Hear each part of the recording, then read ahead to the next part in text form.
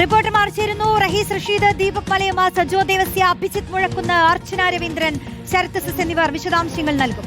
തിരുവനന്തപുരത്ത് CPIM-നെ വെട്ടിലാക്കി വിമത.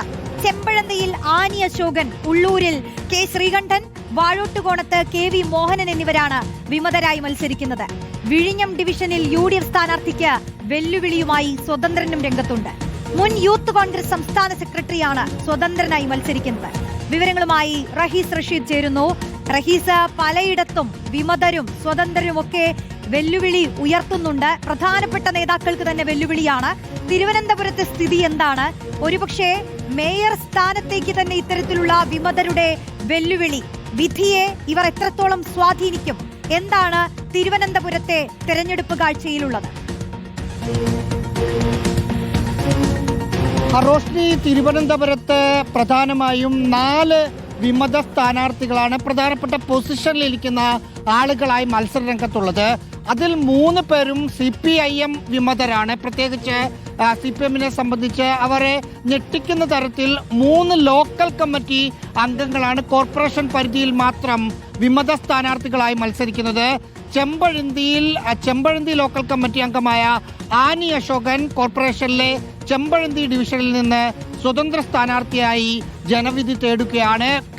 ഇവിടെ തിരുവനന്തപുരം കോർപ്പറേഷൻ പരിധിയിൽ BJP-യും CPM-ഉം തമ്മിൽ ഡീലുണ്ട്.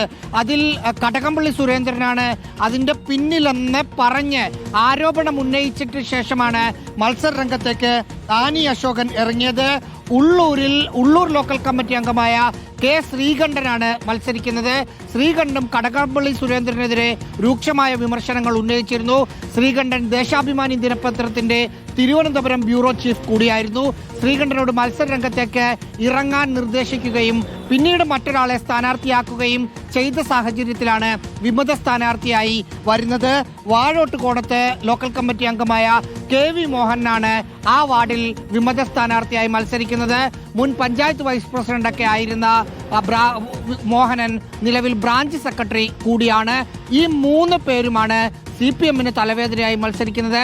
കോൺഗ്രസിനാണെങ്കിൽ കോർപ്പറേഷൻ പരിധിയിൽ വരുന്ന വിഴിഞ്ഞം ഡിവിഷനിൽ യൂത്ത് കോൺഗ്രസിന്റെ മുൻ സംസ്ഥാന സെക്രട്ടറിയായ KH സുധീർ ഖാനും വിമതനായി മത്സരിക്കുന്നുണ്ട്. നോമിനേഷൻ നൽകാനുള്ള സമയം ഏതാണ്ട് 3 മിനിറ്റ് മുമ്പ് അവസാനിച്ചിട്ടുണ്ട്. അതുകൊണ്ട് ഇനി ഈ വിമതരെ പിന്തിരിപ്പിക്കാനുള്ള നീക്കങ്ങളിലേക്ക് രാഷ്ട്രീയ പാർട്ടികൾ കടക്കും.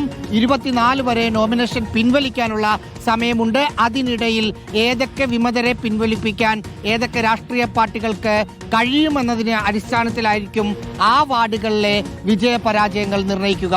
റോഷ്നി, തിരുവനന്തപുരത്ത് നിന്ന് റഹീസ് റഷീദാണ് വിശദാംശങ്ങൾ നൽകിയത്. വിമത ഭീഷണി ഉയരുമ്പോൾ തിരുവനന്തപുരത്തെ തദ്ദേശ തെരഞ്ഞെടുപ്പ് ഏറെ നിർണായകമാവുകയാണ്. എന്തും സംഭവിക്കാം. പത്രികാ സമർപ്പണത്തിന്റെ സമയം അവസാനിച്ചിരിക്കുന്നു.